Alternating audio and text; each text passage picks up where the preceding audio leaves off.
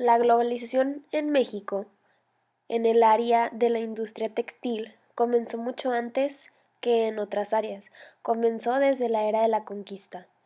En la era prehispánica, la actividad textil se basaba en sus creencias, su modo de vida y sobre todo con los recursos que contaban. Con la colonización y la llegada de Hernán Cortés, todos los imperios prehispánicos cayeron, las ciudades se devastaron, todas sus construcciones, la mayoría de ellas desaparecieron. Los españoles comenzaron a construir los imperios casas con estilos europeos, se apropiaron y se dividieron las tierras. Los españoles creyeron que necesitaban servidumbre y comenzaron a abusar de la esclavitud sobre los indígenas. Para los indígenas ofrecer tributo era una tradición y comenzaron a entregar a los españoles piezas textiles como algodón y telas, grandes cantidades de cochinilla para teñir, joyas, pieles, plumas de quetzal, también productos alimenticios como cacao, frijol, chía y maíz, entre muchas otras cosas. Con el paso del tiempo la demanda de tributos fue incrementando y así el trabajo de los indígenas. Las mujeres indígenas tejían y lo que tejían se lo entregaban a los españoles como tributo, pero las piezas que tejían no eran lo suficiente para vestir a los españoles. El algodón que se producía en México, con la cual creaban ropa, no satisfacía a los colonizadores, ya que ellos creaban sus vestuarios con lana y seda, pero esto no se producía en México, entonces comenzaron a importarlos desde Europa. En 1526 Cortés trajo el primer ganado ovino a la Nueva España. La seda fue en el mismo año. Las primeras moreras fueron plantadas en la hacienda de Cortés en Coyoacán y más tarde en Oaxaca. Se plantaron en Oaxaca porque el dominico Francisco Marín en 1538 solicitó permiso al virrey para crear una industria sedera.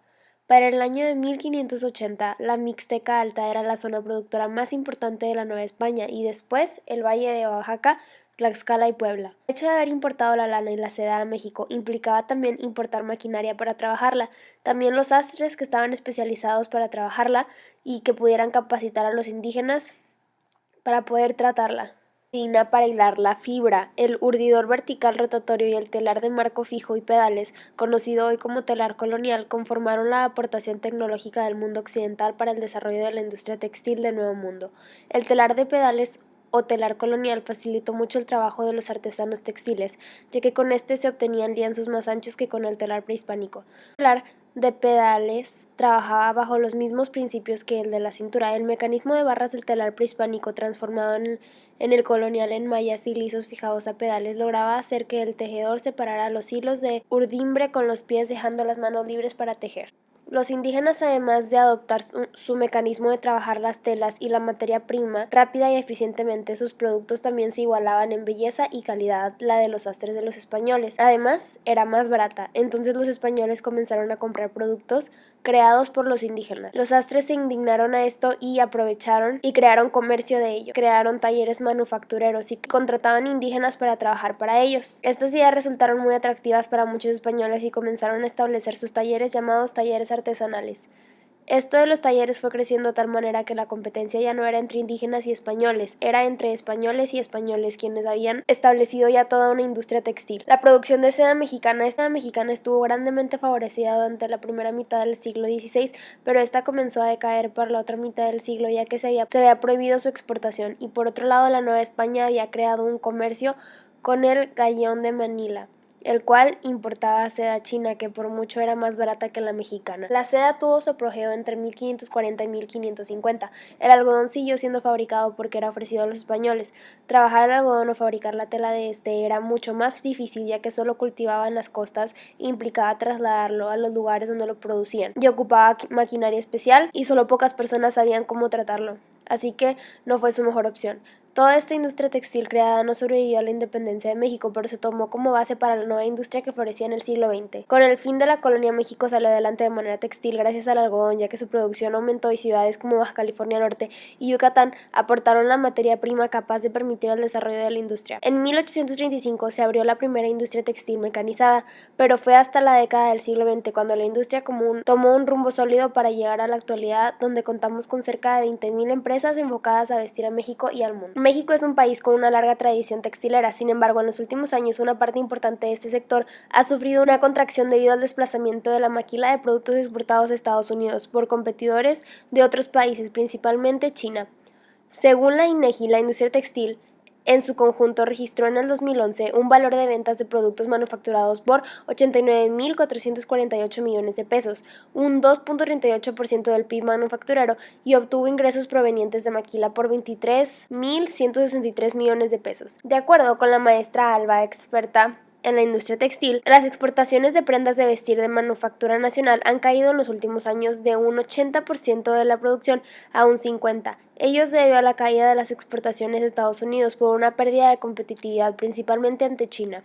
La industria textil, las materias primas naturales como el algodón, la lana, sintéticas provenientes de petroquímicos artificiales provenientes de celulosa, se transforman a través del proceso de hilado para posteriormente ser tejido. La tela puede ser sometida a procesos para agregar valor, conocidos como acabados. Por último, se confeccionan productos intermedios o terminados, como las prendas de vestir. En cada proceso se agrega valor, y por esto hay que gestionarlos para aumentar el nivel competitivo. Lo primero es tener procesos confiables por medio de controles estadísticos. A partir de ahí se podrán hacer innovaciones que lleven el aumento de la competitividad. México es el cuarto país exportador de mezclilla del mundo. La industria textil prefiere importar el 70% de lo que consume, ya que las empresas comercializadoras de productores estadounidenses otorgan facilidad para pagar los pedidos a lo largo del año sin cargo de interés. Empresas textiles mexicanas que maquilan a compañías extranjeras reciben el algodón de su cliente, pero para los que tienen producción propia y utilizan 300,000 o unos cuantos miles de pacas al año, el financiamiento es fundamental, dice el directivo de Canaintex. Y agrega que el sector está en busca de apoyo de instancias gubernamentales para poder acceder al algodón nacional a crédito, algo que no ha tenido antes. La industria textil tiene mucha importancia para la economía del país, principalmente por ser creadora de fuentes de empleo, ya que es intensiva en mano de obra,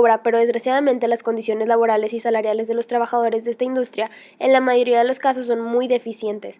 Durante años, esta industria había estado protegida de las importaciones vía aranceles. Sin embargo, a raíz de la entrada de México al TLC, la importación de productos textiles registró un aceleramiento y a la vez forzó a las empresas mexicanas a introducir tecnología de punta que les permitiera ser competitivo. El TLC es un tratado de libre comercio entre dos o más países cuyo objetivo principal es establecer reglas comunes para normar la relación comercial entre ellos. Busca crear una zona libre de comercio entre los países que forman parte de este tratado. Desde el año 2000, esta industria afrontó una creciente competencia de países como China, Vietnam, Bangladesh, entre otras. Sin embargo, en los últimos años, la industria textil mexicana ha enfrentado una crisis que se traduce en la baja de producción, empleo y ventas, además de una continua pérdida de competitividad. Según datos de la INEGI, la industria textil mexicana en su conjunto registró en el 2013 un valor de ventas de productos manufactureros por 89.448 millones de pesos y un 2.38% del Producto Interno Bruto manufacturero, y obtuvo ingresos provenientes de la maquila por 23.163 millones de pesos y de empleo directo y formal a 425 personas,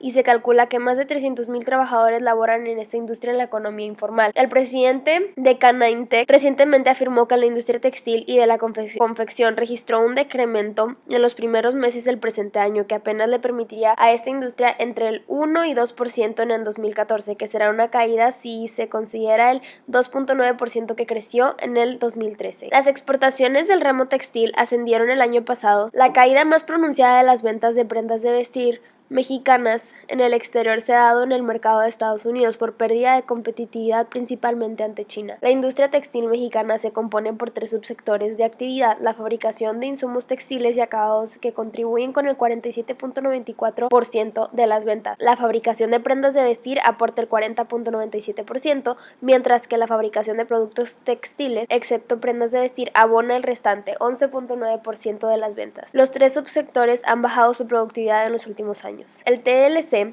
promovió las operaciones de ensamblaje y producción de ropa y textiles de México y Estados Unidos a finales de los años 90 del siglo pasado, y esto provocó la reducción de la industria nacional a talleres de tercera categoría, pequeños y poco competitivos. Últimamente se ha perdido dinamismo en esta industria textil de maquila ante el embate de las prendas provenientes sobre todo en China, lo que ha provocado pérdida de fuentes de empleo en el norte del país. En conclusión, considero que gracias a la globalización, México ha crecido y se ha derrumbado varias veces. Si no se globalizaba, no vendería telas más que en el país, y las personas mexicanas no podrían comprar telas o cosas de la industria textil provenientes del exterior. Así que hablando económicamente hubiera estado bien, ya que las personas necesitarían vestirse, y si lo único que estaba a su alcance son cosas producidas en México, pues no hubiera habido otra alternativa más que comprar cosas producidas en México. Pero al globalizarse, al importar y exportar, solo hay dos posibilidades: o crecen o se estancan, y a México le ha pasado de los dos. México importa importa en lo textil más de lo que exporta. Entonces el país vino bien la globalización en importaciones de EU, el cual le ayudó a crecer, pero después la competencia fue, pero ¿qué pasa con todo lo que ellos producen? Se tiene que vender. El país se hizo principal importador, lo que le afectó. Entonces considero que al globalizarse para México como país le afectó, ya que tiene que estar en constante movimiento, estar creando nuevas estrategias y tiene que esforzarse el doble que los demás, ya que tiene que ser competitivo. Pero a las personas del país nos benefició, ya que nos abrimos a nuevos productos de diferentes partes del mundo. Considero que a pesar de todo, a México le benefició la globalización. ¿Y tú qué piensas?